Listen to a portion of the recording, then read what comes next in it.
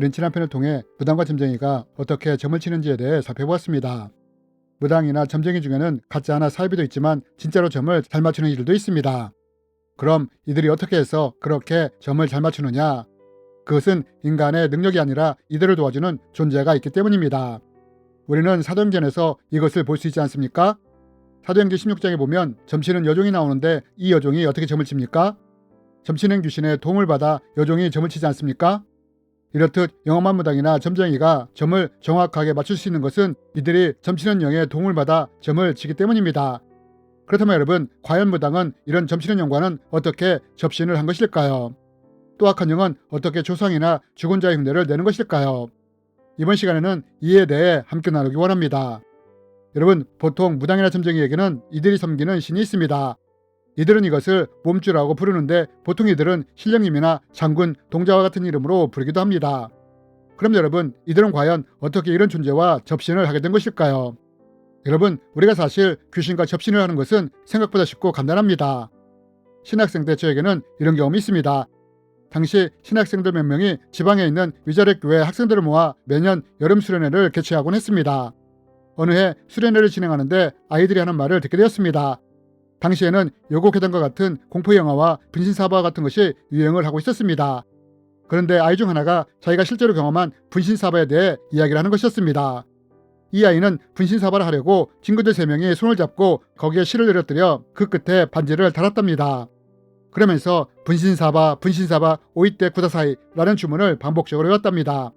이러면서 귀신님, 귀신님, 귀신님이 혹시 여기 오셨다면 이 반지를 돌려주세요 라고 말을 했답니다. 그리고 이렇게 몇 분 동안 주문을 외운 후에 어떤 일을 경험했다고 했느냐? 자신들은 움직이지 않고 가만히 있었는데 실에 매달려 있던 반지가 천천히 원을 그리면서 돌기 시작했다고 말을 하는 것이었습니다. 저는 이 말을 들으면서 깜짝 놀랐고 다시는 절대로 장난으로라도 귀신을 부르는 이런 짓을 하지 말라고 했습니다. 여러분, 어떻게 무당이나 사람들이 귀신과 접신을 할 수 있느냐? 그것은 귀신을 부르며 초청을 할 때 쉽게 귀신과 접신을 할 수 있다는 것입니다. 여러분, 누군가가 무당이 되려면 꼭 하는 것이 있지 않습니까? 그것이 무엇입니까? 그것은 바로 신내림입니다. 즉, 귀신을 초청하고 받아들이는 행위를 하는 것입니다. 이렇게 신내림을 통해 무당이 접신을 하고 그 귀신을 받아들여 자신의 몸주로 삼는 것입니다. 만약 남자가 신내림을 받는다면 박수나 박수무당이 되는 것이고 여자가 받는다면 무당이 되는 것입니다.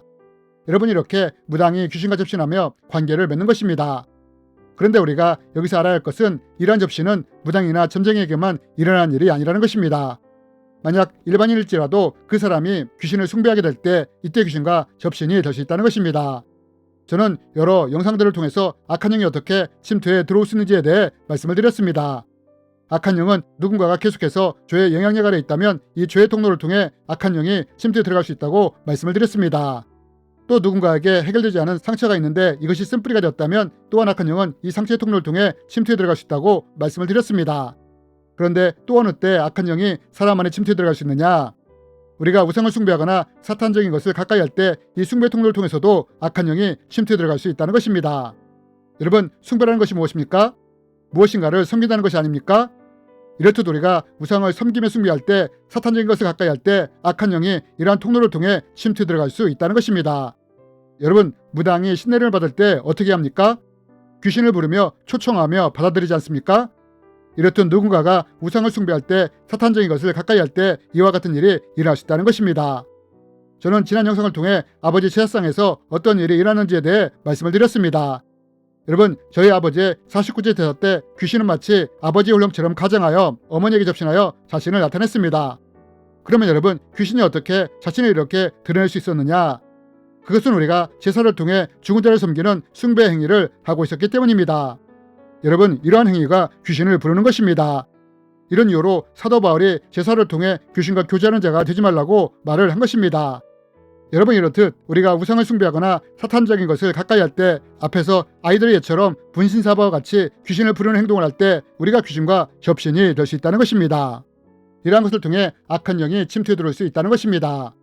또 우리가 직접적으로 숭배 행위를 하지 않더라도 만약 점치는 영을 가진 무당이나 점쟁이와 같은 영매와 접촉을 하게 된다면 이때 영의 전이로 접신이 일어날 수도 있다는 것입니다. 여러분, 이래서 하나님이 이러한 신접한 자를 가까이 하지 말라고 하신 것입니다. 너희는 신잡한 자와 박수를 믿지 말며 그들을 추종하여 스스로 더럽히지 말라. 나는 너희 하나님 여호와이니라. 여러분, 무당이 어떻게 귀신과 접신을 하게 되느냐? 신내림과 같은 방법으로 귀신을 부르며 초청하며 받아들일 때 이때 접신이 일어난다는 것입니다. 그렇다면 여러분, 이러한 것이 귀신과 접신하는 방법 중에 하나인데 그럼 악한 영은 어떻게 자신을 죽은 자나 조상의 흉내를 낼 수 있을까요? 이것은 의외로 간단합니다. 여러분, 성령님은 전능하신 분이십니다. 모든 것을 아시며 우리 안고 서는 것도 다 아십니다. 그러나 귀신은 전능함이 없는 제한적인 존재입니다. 그러면 이러한 존재가 어떻게 죽은 사람이나 조상의 흉내를 낼 수 있느냐? 이것은 어떤 영적인 능력이 있어서가 아니라 그 사람이 살아있을 때 함께했던 악한 영이 그 사람이 죽은 후 죽은 자의 흉내를 내는 것입니다. 저는 앞에서 아버지 제삿날 아버지 혼령이 나타났다고 말씀을 드렸습니다. 그러나 이것은 진짜 아버지 혼령이 아니라 귀신이 아버지를 흉내낸 것에 불과했습니다. 그렇다면 어떻게 귀신이 이렇게 아버지 흉내를 낼 수 있었느냐? 이 귀신은 원래 아버지에게 붙어있던 귀신이었는데 우리가 죽은 아버지를 위해 제사를 지내자 이 죽은 자를 섬기는 제사의 통로를 통해 악한 영이 자신을 마치 죽은 아버지처럼 나타냈던 것입니다. 여러분, 성경이 마귀가 자신을 광명한 천사로 가장한다고 하지 않습니까? 이렇듯 악한 영은 자신을 그리워하는 가족의 모습으로 가장할 수 있다는 것입니다. 꿈과 같은 것을 통해 조상의 모습으로 나타내며 미혹을 할 수 있다는 것입니다. 악한 영은 이렇게 자신을 가장하여 사람들을 미혹할 수 있는 것입니다. 여러분, 우리는 어떻게 무당이나 사람들에게 접신이 일어날 수 있는지에 대해 말씀을 나누었습니다. 무당처럼 의도적으로 신내림과 같은 방법으로 귀신을 초청하며 환영할 때 접신이 일어날 수 있습니다. 그러나 일반 사람들도 숭배나 사탄적인 것을 가까이 할 때, 때로는 무당이나 점쟁이와 같이 점치는 영을 모신 영매와 가까이 할 때도 접신이 일어날 수 있습니다. 악한 영의 침투가 일어날 수 있는 것입니다. 그리고 악한 영은 또한 사람들을 미혹하기 위해 자신을 죽은 자나 조상의 모습으로도 가장할 수 있습니다. 만약 무당을 통해 드러난 악한 영이 자신을 죽은 누구라고 한다거나 꿈과 같은 것에서 죽은 누군가가 나타나거나 한다면 이러한 것은 사람들을 미혹하기 위한 악한 영의 공격일 수 있습니다. 물론 너무 사랑했던 사람이 죽음으로 간절함이 강할 때 이 간절함으로 인해 무의식 속에 있던 것이 꿈에 사랑했던 사람으로 나타날 수 있습니다. 그러나 이러한 꿈과 악한 영이 주는 꿈과 다른 점은 악한 영이 꿈을 줄 때는 섬김을 요구한다는 것입니다. 제사와 같은 것으로 섬기라고 요구를 한다는 것입니다. 내가 저승에서 떠들며 굶고 있으니 나를 위해 제사상을 차려달라고 요구를 하기도 한다는 것입니다.